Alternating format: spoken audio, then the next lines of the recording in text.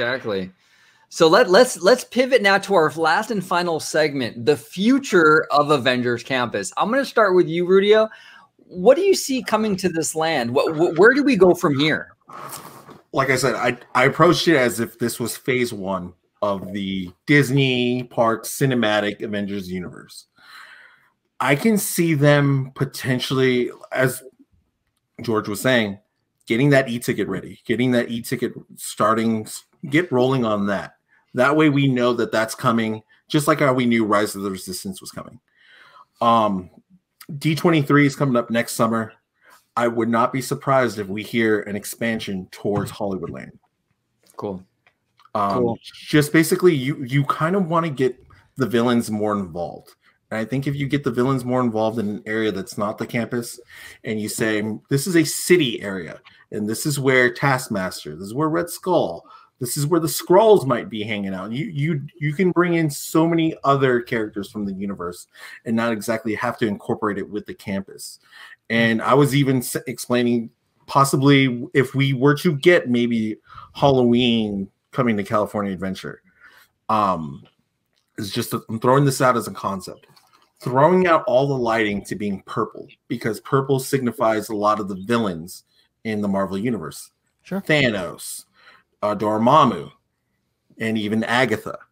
And you have maybe the Agatha theme song playing along the speakers during Halloween time, and you have some meet and greets. That would be awesome to say the villains hacked Avengers Campus. Yeah. Little ideas like that. That's awesome. Yeah. Just to branch off of, just bring more live, just to bring it more in. That would be my approach to Avengers Campus in phase 2.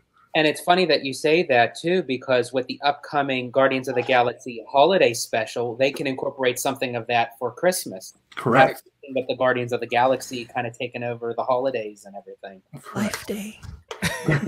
And that was the one thing that we were talking about. Galaxy's Edge. Galaxy's Edge refuses to acknowledge these holidays. We'll have Life Day and whatnot, but there's no holiday spectacular that comes out of that land as you see in the rest of Disneyland or California Adventure. Bring a little bit more of the holiday flavor to Avengers Campus and see what we can do there. Absolutely. Yeah, I definitely see them encroaching into Hollywoodland. I was talking to you about the other day, Dre, where the animation building is massive. It butts up against Avengers Campus. You could fit something in there, some kind of Marvel attraction in there, and have the entrance on the Avengers Campus side. You can have the Hollywood Boulevard entrance just to be a facade. It doesn't have to be even an entrance to anything. But I definitely see them maybe utilizing that building. But we'll see. We'll see where they go with it. And the cool thing too is the Marvel MCU, it exists in our world, so you can almost keep the theme of Hollywood and still incorporate the Avengers, because if they can fight in New York, they can just as easily fight in Hollywood. Exactly. Yeah, and that was sort of like the conversation that I had with Vash when we did our collabo with the Hollywoodland and the Hyperion Theater, and it just now dawned on me when we were having that conversation of leaving the Hyperion Theater as is, but how to incorporate it if it was to extend Marvel. It kind of actually reminds me when Agatha took Wanda into that theater and she's just sitting at the seats, and it's just showing Wanda, her whole journey of the past, the present, and the future. I'm thinking what a way to actually maybe briefly turn the Hyperion into something involving WandaVision. I think that would be really cool. So to go more on that, me and a few other people are talking about this on another live stream. What if we turn the Philharmonic Theater into something such as WandaVision, where we're getting those video walls on the side, getting you into different areas, different decades of television, and having those characters come into the theater? For the Hyperion, we were thinking possibly somewhat like the Bourne Spectacular that's at Universal Orlando, bringing in those elements, because you have such a big stage, a bigger area that you do instead of Philharmonic in the Hyperion, bringing something like that, a live action stage show featuring the Avengers into the Hyperion. That'd be awesome. And you can go vertical and aerial with Hyperion as well. There's so much verticality that you can bring to that area. Avengers Campus, the iteration that we got, That wasn't their first thought. From what I understand, with Eastern Gateway, they would have encroached on a lot of that bus drop-off area, and that would have been integrated into the wider DCA expansion. And from what I understand, I mean, I've done the calculations of the area, and if you include a lot of that bus area, and PhilharMagic, and you can even leave an animation building out. But if you go around, and if you include maybe Hyperion and the old restaurant facility that's just to the north of it, that's maybe 12 acres. And so if you consider we have Avengers Campus now, maybe an e-ticket with that, there's a lot of places this can go. This is only phase one, like Rudio said earlier. This is only phase one of this whole thing, very much so. And I could just see this going in a billion different directions. It's really exciting. And we're lucky to have Kevin Feige on board, because I think he's going to kind of keep. I think he's going to kind of be like a firewall and kind of keep things in check. Like I don't think Chapek, if he wants to go in there and really just just do a hatchet job and slash the budgets, I don't think Feige's going to put up with that. I really don't. I mean, this is his baby. This is Marvel. I mean, there's going to be a level of expectation there that he's going to expect, and he it's Kevin Feige. I mean, you got to listen to the man. You know what I'm saying? What's cool about Feige is he sounds like a parks kind of fan. Yeah. So that's, I think he wants some theme park representation of his, fantastic universe that he's crafted in the films for so long. And there's a reason why he said, hey, this land ain't going to be complete here. We're going to build this out here, making it very clear to everybody. This is only the beginning, and it's incredibly exciting. Yeah. Do you guys think that Monsters Inc. is in its last days? I think so. Yeah.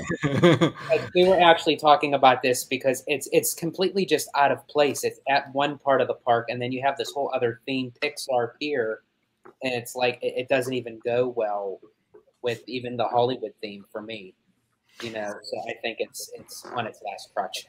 And the Hollywood land hasn't been a backlot for a long time, and that whole area back there with monsters and everything feels very backlotty to me. That whole area, the ride, all of it could go. I wouldn't really miss it. I mean, Monsters is a cute, fun little dark ride, but we've had it for a long time. I'd be okay if they got rid of it and put something more impressive in there. It's the weakest part of Disney California Adventure to me. That whole area. Yeah. What's funny is I will touch on merch just a little bit. The Web Slinger store, not very good. There's very little representation of anything other than Spider-Man in that store, and they're really pushing you to buy those spider bots and the web attachments for the ride.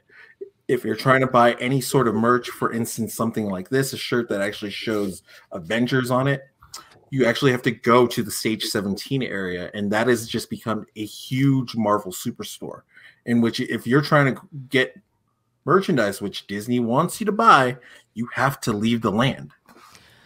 And if you're stuck in the land, you can't get it. This was very surprising to me. Of all the things that got cut or changed or manipulated, this was it, because Bob Chapek, he's a consumer products guy. He's pushing that march. He's pushing you to sell stuff. And you can see that integration with web slingers and so forth. But there was supposed to be a store in the Avengers HQ area. And it was supposed to double as the exit store for the e-ticket, but there was supposed to be a store there. And that just did not make it. I don't know. I know that was part of the construction umbilicus for the actual land, so maybe it was always something that was going to be kind of at the last end there. Maybe COVID had something to do with it. I don't know. But there was supposed to be a big merchandise store there, and it is not there. And Rudy is completely right. If you want to get something like what he's wearing right now, you can't get it in Avengers Campus, which is mind-blowing. Mind-blowing. Absolutely. That's incredible. That's malpractice. I mean, it really is. I mean, come on, guys. It's like, active audience, no merch. What's grateful that I left the land, and that day they were extending the hours to Stage 17 backstage lot. But if you can't get back there, they're closing those doors at 9 o'clock on Buena Vista Street and the any other merchandising areas. They're just, you have to gain access to that part of the land, which I hope maybe they make you go through a barricaded area to get back there. But it kind of stinks if you want to get really, really, really fine Marvel merchandise back there. Yeah. You know, we talked about it at length, Orange Grove and I, during our last segment there. I just about like capitalize on the guests that you have, right? You know, maximize or saturate that guest spending. And there's so many instances where we both felt that wasn't happening. And when it comes to Avengers Campus, this was really something that was like, man, you're missing the boat here, guys. You have all of this great merch. You have a captive audience in Avengers Campus, and they can't, sell merch to them. But you have this amazing store in Stage 17 that nobody can get access to because they're stuck in Avengers Campus. It just makes no sense whatsoever. Big miss. Oh, huge. Yeah. Absolutely. It's huge. Yeah, I don't know. Yeah, it's wild. It's wild, and you're right, Dre. It's like it's coming from the products guy, Chapek. I mean, it's like this is like his forte. I mean, that should have been the best part of the land. I mean, it's crazy. It's you see a lot of the great stuff they were able to do with merch. And I will say this is one thing that Star Wars Galaxy Edge definitely has over Avengers Campus. You see that merch integration with the land. You see a lot of those great opportunities in like who's that guy's name? Store. Why can't I think of it? Doc Ondor. Doc Ondor's amazing store, amazing location, amazing. Yeah. It's just mind blowing that store and how great it actually is. A little small. But amazing stuff, and just have nothing like that on Avengers Campus. Big missed opportunity. Yeah, Galaxy's Edge blows my mind when it comes to the merchandise, and I love that like outdoor market because it reminds me of like a galactic adventure land almost. It's pretty cool. Yeah, it's pretty cool. They hit the nail on the head with that. That's one thing Galaxy has got so spot on was the stores and the merchandising was great. Mm-hmm. Yeah, the marketplace.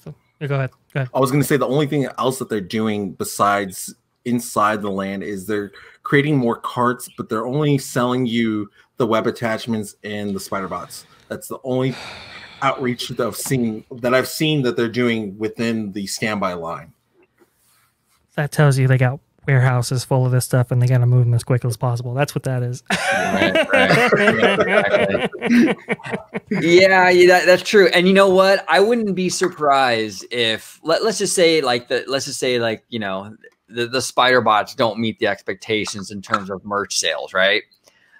That Web Slingers attraction is highly programmable. I mean, it's a screen ride. You can pretty much have any antagonist in there.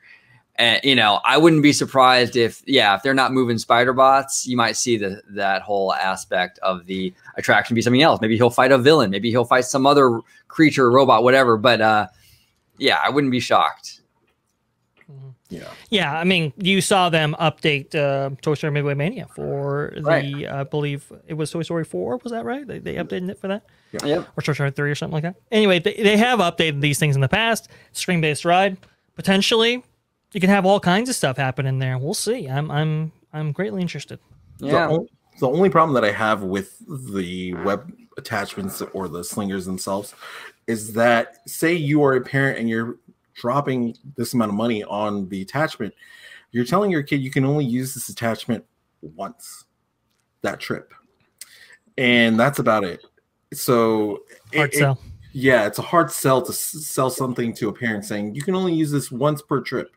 And then the spider bots, they don't really do much.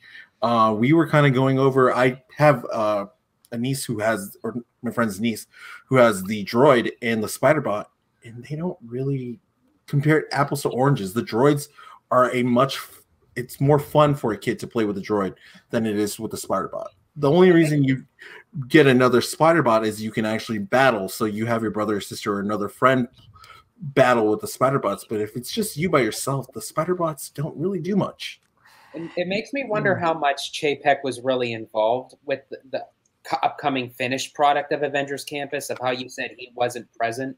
And as you all mentioned, that I think if he had a bigger touch on Avengers Campus, there would have been a lot more merch than what they produced, in my opinion. So, I mean, I think Chapek, for me, greenlit the attraction of, and the land itself, but I don't think he really had a lot to do as far as his involvement within the land.